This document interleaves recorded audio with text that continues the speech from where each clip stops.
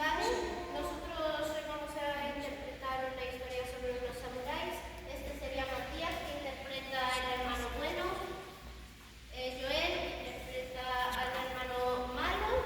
Yo, que voy a interpretar al samurái poseído. Y Marcos, que va a interpretar el samurái que intenta salvarlo. Vale.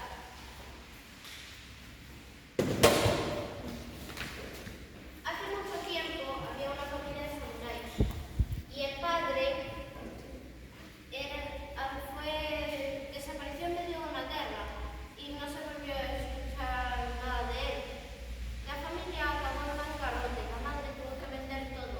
Y los hermanos acabaron discutiendo entre sí, echándose las culpas.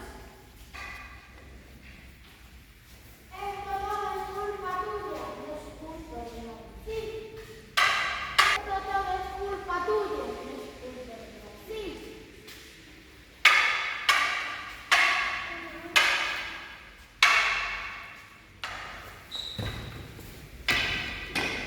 No te falta reclamar sangre.